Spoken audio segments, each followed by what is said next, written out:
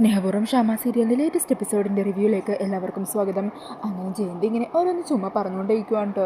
ഈ സമയം ഷാമ പറയുന്നുണ്ട്, അതേ ജയന്തി, ഇവിടുത്തെ ജോലിയൊക്കെ കഴിഞ്ഞെങ്കിൽ ജയന്തി ഒന്ന് അങ്ങോട്ട് പോയി കേട്ടെ, ഞങ്ങൾ അമ്മയും മോളും കുറച്ച് നേരം ഒറ്റയ്ക്കിരുന്നൊന്ന് സംസാരിക്കട്ടെ.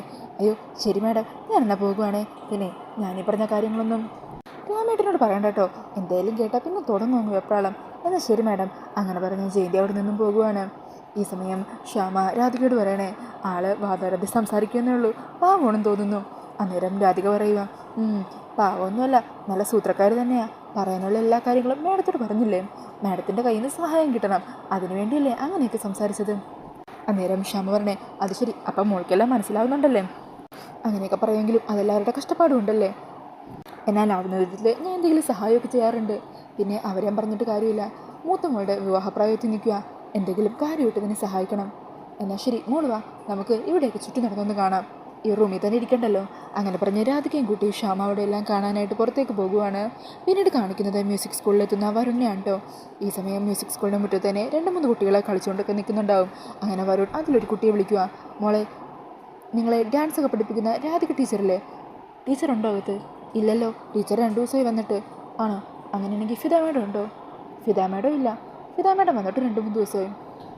അങ്ങനെ വരുൺ മ്യൂസിക് സ്കൂളിൻ്റെ അകത്ത് ഓഫീസ് റൂമിലേക്ക് കയറുവാണ്. അവിടെ കയറി ചെല്ലുമ്പോൾ അവിടെ ആരെയും കാണുന്നില്ല കേട്ടോ.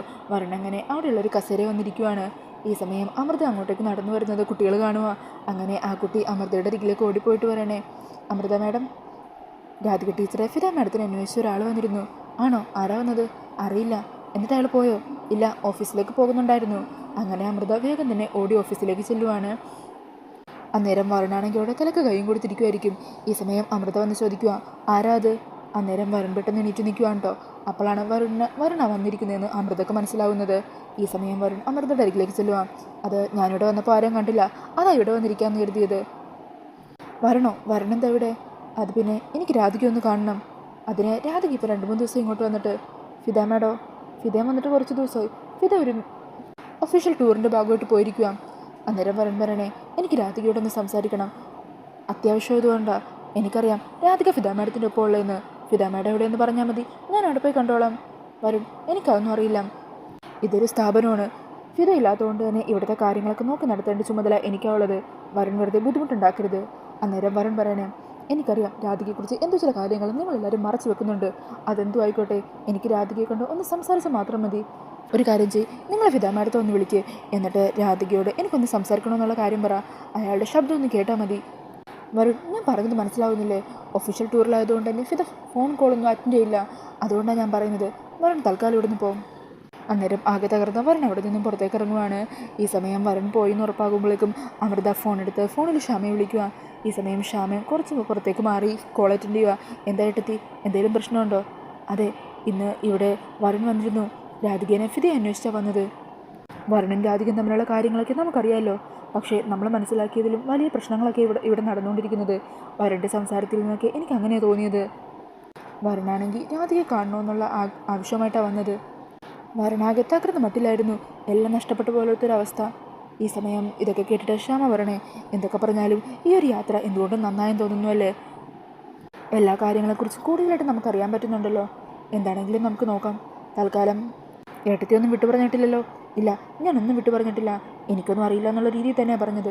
അതെന്താണെങ്കിലും നന്നായി. തൽക്കാലം ഞങ്ങളിവിടെയുള്ള കാര്യം ആരും അറിയണ്ട. അങ്ങനെ പറഞ്ഞ് കോള് കട്ട് ചെയ്യുവാണ്. ഈ സമയം മ്യൂസിക് സ്കൂളിൻ്റെ പുറത്ത് കാറിൻ്റെ ഇടവ നിൽക്കുകൊണ്ടോ വരുൺ. എന്നിട്ട് ഫിദ മാഡത്തിൻ്റെ നമ്പറിലേക്ക് വരുൺ ഡയൽ ചെയ്ത് നോക്കുവാണ്. ഈ സമയം വരുണിൻ്റെ കോള് കാണുന്നതും രാധിക ക്ഷമ പെട്ടെന്ന് ടെൻഷനാകുവാണ്. എന്നിട്ട് അപ്പം തന്നെ കോള് കട്ട് ചെയ്ത് കളയുവാണ് കേട്ടോ. ഈ സമയം വരുൺ വീണ്ടും വിളിക്കുവാണ്. അന്നേരം ക്ഷമ വീണ്ടും കോള് കട്ടാക്കുവാണ്. എന്നിട്ട് പെട്ടെന്ന് തന്നെ ഫോൺ സ്വിച്ച് ഓഫ് ചെയ്ത് വെക്കുക. വരുൺ വീണ്ടും ട്രൈ ചെയ്യുമ്പോൾ ഫോൺ സ്വിച്ച് ഓഫ് ആണെന്ന് പറയുവാണ് കേട്ടോ. അങ്ങനെ നിരാശയോടുകൂടി വരുൺ അവിടെ നിന്ന് മടങ്ങുവാണ്. പിന്നീട് കാണിക്കുന്നത് ഐശ്വര്യനെയാണ് കേട്ടോ. ഐശ്വര്യക്കുള്ള മരുന്നൊക്കെ കൊടുക്കുവാണ് മാലതി. സോണിയ അരികെ തന്നെ നിൽക്കുന്നുണ്ടാവും. ഈ സമയം ഐശ്വര്യയാണെങ്കിൽ അവരോട് ദേഷ്യപ്പെടണേ, അല്ല ഷ്യാമയും രാധികയും കുറിച്ചുള്ള എന്തെങ്കിലും ഇൻഫർമേഷൻ കിട്ടിയോ? അവരെവിടെയുള്ളതെന്ന് നിങ്ങൾ കണ്ടെത്തിയോ? ഇല്ല മാഡം. മാഡം പെട്ടെന്ന് തളർന്നു വീണപ്പോൾ ഞങ്ങൾ മാഡത്തെ നോക്കുന്നതിൻ്റെ ആ ഒരു തിരക്കിൽ അതേക്കുന്നതും ഐശ്വര്യക്ക് അങ്ങ് ദേഷ്യം വരിക. ഓ, ഞാൻ തളർന്നു വീണല്ലോ, അപ്പോൾ ഇനി ഒന്നും കണ്ടുപിടിക്കണ്ടല്ലോ, അങ്ങനെയല്ലേ ഉദ്ദേശിച്ചത്? നിൻ്റെയൊക്കെ സ്ഥാനത്ത് ഞാനായിരുന്നെങ്കിൽ ഇതിനോടകം തന്നെ അവൾ എവിടെയുള്ളതെന്ന് കണ്ടെത്തിയാനേ. എൻ്റെ എല്ലാ സ്വപ്നങ്ങളും ചവിട്ടി അരച്ചുകൊണ്ടാണ് ശ്യാമ അവളുടെ മോളുമായിട്ട് ഇവിടെ നിന്ന് പടിയിറങ്ങിപ്പോയത്. എനിക്കത് സഹിക്കാനേ പറ്റുന്നില്ല. ഇത്രയും നാൾ ഞാൻ കണക്കൂട്ടി വെച്ചെൻ്റെ സാമ്രാജ്യം ഒറ്റ നിമിഷം കൊണ്ട് തകർന്നു പോയത്.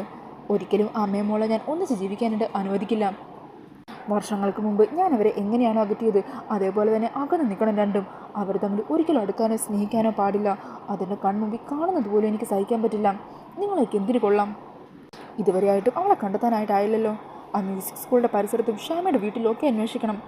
അല്ലെങ്കിൽ ശ്യാമക്ക് പരിചയമുള്ള എവിടെയെങ്കിലും, എവിടെയാണെന്ന് വെച്ചാൽ എത്രയും പെട്ടെന്ന് തന്നെ ഇന്ന് വൈകുന്നേരത്തിനുള്ളിൽ തന്നെ അവരെക്കുറിച്ചുള്ള വിവരം എനിക്ക് കിട്ടിയിരിക്കണം. ഓഹ്, എനിക്ക് ഈ തല വെട്ടിപ്പൊളിയുന്നത് പോലെ തോന്നുവാണ്. അതിലും വലിയ വേദനയാണ് അവർ രണ്ടുപേരെ കണ്ടെത്താൻ പറ്റാത്തത്. അങ്ങനെ പറഞ്ഞ് ഭ്രാന്തെടുത്ത ഐശ്വര്യ അവിടെ അലമാരിയിൽ നിന്ന് തലയിങ്ങനെ ഇടിക്കുവാണ് കേട്ടോ.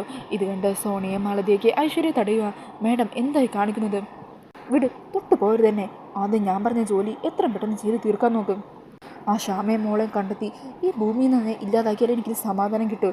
അല്ലെങ്കിൽ ഞാൻ ഇങ്ങനെ ജീവിച്ചിരുന്നിട്ട് അതിനൊരു കാര്യമില്ല. രണ്ടാളും അവർ രണ്ടുപേരും കണ്ടെത്തിയിട്ട് ഇനിൻ്റെ മുമ്പിൽ വന്നാൽ മതി. അങ്ങനെ പറഞ്ഞ് വീണ്ടും ഐശ്വര്യ ദേഷ്യത്തിലും അലമാരി ഇങ്ങനെ തലയിടിച്ച് നിൽക്കുവാണ്. പിന്നീട് കാണിക്കുന്നത് ആറ്റുവാശ്ശേരിയാണ് കേട്ടോ. ഈ സമയം ദേവൻ അമ്പലത്തിലെ പൂജയും മറ്റു കാര്യങ്ങളൊക്കെ കഴിഞ്ഞ് വീട്ടിലേക്ക് തിരിച്ചെത്തുവാണ്. അന്നേരം യശോദ ചോദിക്കുന്നുണ്ട്, എന്ത് പറ്റി ദേവേട്ട, എന്താ ലേറ്റ് ആയത്? അത് പിന്നെ ക്ഷേത്രത്തിൽ നിന്ന് പൂജയും മറ്റും കഴിഞ്ഞ് അവിടുത്തെ ഭാരവാഹികളൊക്കെ വന്നിട്ടുണ്ടായിരുന്നു. എന്തോ ചില കാര്യങ്ങളെക്കുറിച്ച് ചർച്ച ചെയ്യുന്നുണ്ടായിരുന്നു. എന്തായിരുന്നു അത്? എന്താണെന്ന് കൃത്യമായിട്ട് എനിക്ക് ഓർമ്മയില്ല.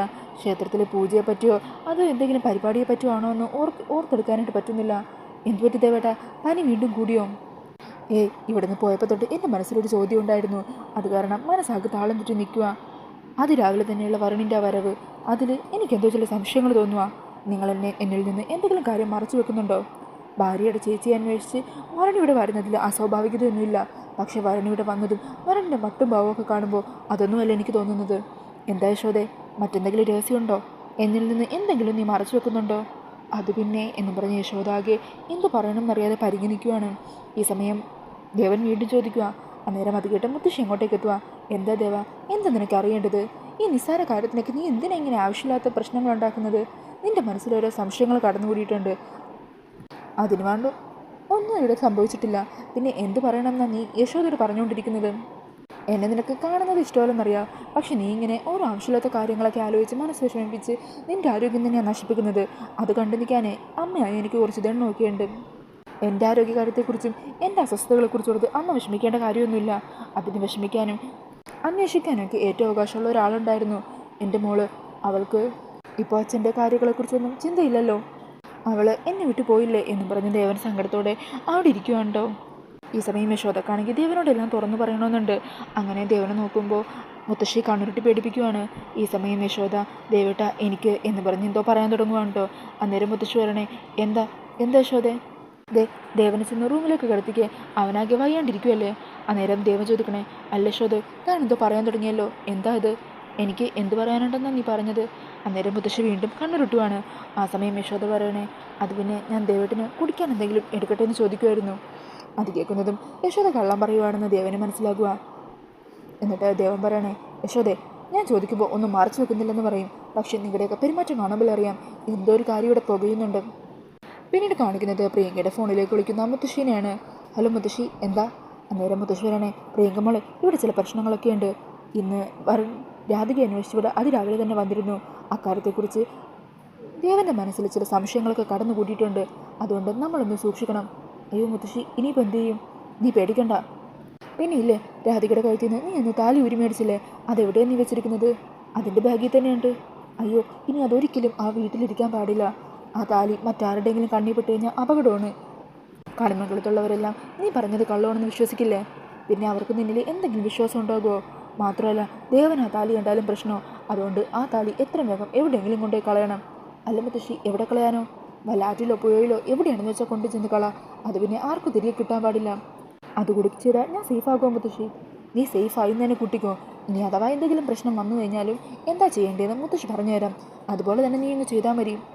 അങ്ങനെ പറഞ്ഞ് മുത്തശ്ശി കോള് കട്ട് ചെയ്യുവാണ്. ഈ സമയം പ്രിയങ്ക വേഗം തന്നെ അലമാരി തുറന്ന് ബാഗിൽ നിന്നും ആ താലി കയ്യിലേക്ക് എടുക്കുവാണ് കേട്ടോ. എന്നിട്ട് വേറൊരു ചെറിയൊരു പൗച്ചെടുത്ത് ആ താലി അതിലേക്ക് ഇടാനായിട്ട് ശ്രമിക്കുക. ഈ സമയം ചുറ്റും ആരുമില്ലല്ലോ എന്നൊക്കെ നോക്കിയിടുന്നതിൻ്റെ ഇടയിൽ ആ താലി ആ പൗച്ചിലേക്ക് വീഴാതെ താഴത്തേക്ക് വീണു പോകുവാണ് കേട്ടോ. ഇതാണെങ്കിൽ പ്രിയങ്ക ശ്രദ്ധിക്കുന്നില്ല. അങ്ങനെ ആ പൗച്ചൊക്കെ പൂട്ടിയതിന് ശേഷം പ്രിയങ്ക അതുമായിട്ട് ആ താലി കളയാനായിട്ട് അവിടെ നിന്നും പോകുവാണ്. അന്നേരം താലിയാണെങ്കിൽ കട്ടിലിൻ്റെ ആ അടിയിൽ തന്നെ വീണ് കിടക്കുന്നുണ്ടാകും. പിന്നീട് കാണിക്കുന്നത് മ്യൂസിക് സ്കൂളിലെത്തുന്ന സോണിയാണ് കേട്ടോ. സോണിയ അങ്ങനെ അവരാരുടെ ശ്രദ്ധയപ്പെടാതെ ഓഫീസ് റൂമിലൊക്കെ ചെന്ന് നോക്കിയിട്ട് ആരുമില്ലെന്ന് ഉറപ്പുവരുത്തി അവിടെയുള്ള കുട്ടികളോട് രാധികയെ ഫിദയെയും കുറിച്ച് അന്വേഷിക്കുകയാണ്. അന്നേരം ആ കുട്ടി പറയണേ രാധിക ടീച്ചറിവിടെ വന്നിട്ട് 2-3 ദിവസമായി. ഫിദ മാഡത്തെക്കുറിച്ച് ചോദിക്കുമ്പോൾ ഫിദ മാഡം വന്നിട്ട് 2-3 ദിവസമായി എന്ന് പറയുവാണ് കേട്ടോ. ഈ സമയം അവരെവിടെയാണെന്ന് മോൾക്കറിയോ എന്നൊക്കെ ചോദിച്ചുകൊണ്ട് നിൽക്കുക. അന്നേരം ആയിരിക്കും അവിടെ നിന്ന് വരുന്ന അമൃതയെ സോണിയെ കാണുന്നത്.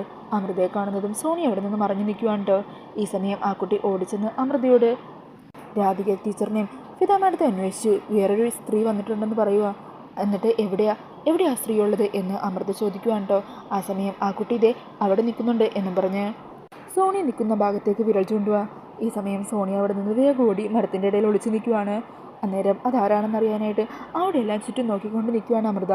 അപ്പോൾ ആ ഒരു സീനൊക്കെ കാണിച്ചുകൊണ്ടാണ് ഇന്നത്തെ എപ്പിസോഡ് വരുന്നത്.